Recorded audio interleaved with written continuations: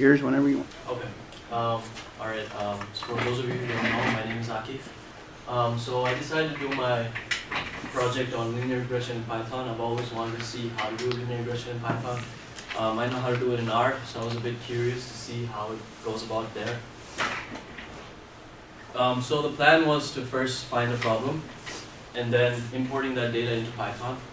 And then once we did that, I wanted to do some data visualizations, just some basic graphs, and then do some data analysis using packages like scikit-learn and stats model, and then at the end, wrap it up with some model efficiencies using this package called zboard. So what's the relationship we're looking at?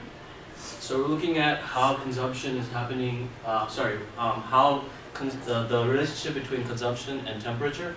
So there's a student who's raising money outside of Crisco selling ice cream, and we're trying to see how the temperature has an impact on the consumption. So the question is, how ice cream consumption has an impact on the weather. So the first way we get started is using Anaconda, installing Anaconda, and opening Jupyter Notebook. So first thing, you have to download Anaconda from this link right here, and then we open it. We open the terminal and go to our directory that we want. So the way we do directories is so using the cd command right here. So the way I stored mine inside the desktop in a subfolder called data. So I just did cd desktop and then cd DSCI 395, cd data, and then I did this command right here, which is just saying open Jupyter Notebook.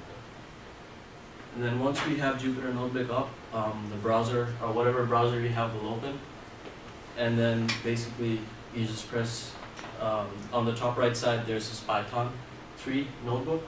So you click on new and then you open Python. Okay, so the next thing we're going to do is actually importing the data into pandas. And we do that using the import command, which is saying import pandas SPD. Once we have that, what I did basically, these 4 lines right here is just getting the values and putting them into variables. So what I have right here is just the 4 columns that's in the data set, which is consumption, which is basically how much ice cream is being consumed, and then the temperature, and then just the income of whoever is buying it, and then the price, basically how much it costs. So the 2 variables that are of importance here is just the consumption and then the temperature. Okay. So visualizations. I did visualizations using a module called Matplotlib. And so right here you can just see a basic scatter plot of consumption and temperature.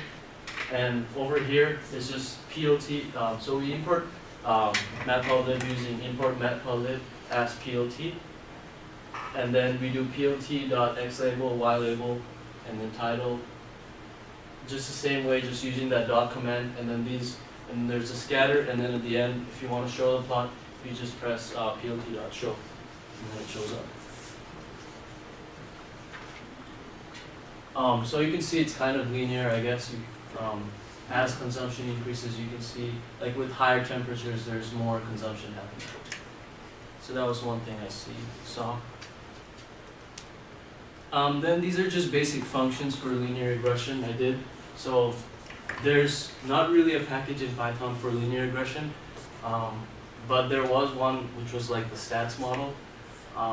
But most of them are with scikit-learn, which is for like predictive modeling. So I couldn't really find one thing, but the one that I found was stats model. So basically right here is just, I'm importing just the same way I'm importing that stats model right here.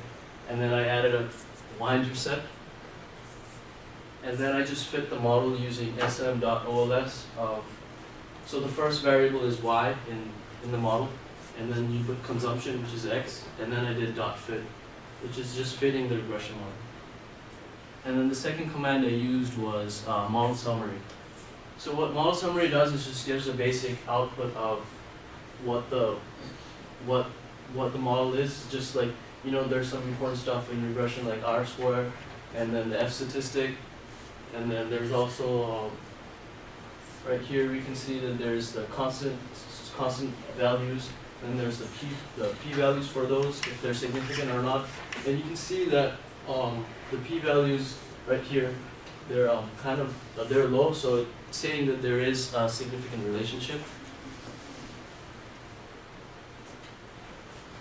Alright, so as I was saying, there's another package called scikit-learn, which is mostly used for predictive modeling, but they did have this package called metrics, I think it's called. Yeah, it's called metrics. And then, so I used metrics to just get R squared and kind of verify if what I did for the stats model was the same. And I found out that both of the R squares were similar. So yeah, that's what I did. So the next thing I looked at was model efficiencies using residuals. Looking at residuals basically with this package called Seaborn. And what Seaborn basically is just this package for doing just like basic data visualizations for statistics. And one of the things that they have is residuals. So I imported Seaborn using that same way I did before.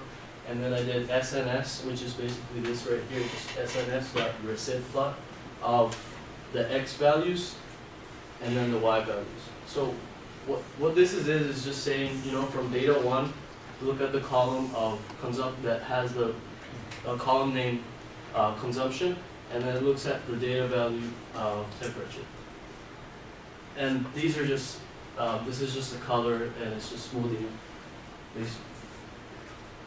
Yeah, that's all I did. I'm sure Python would be much better. It would be a much better approach using scikit-learn, but I couldn't really delve into that because it was more of the predictive side, and I wasn't really careful. I didn't know much about that, so yeah, that's all I have. Thank you.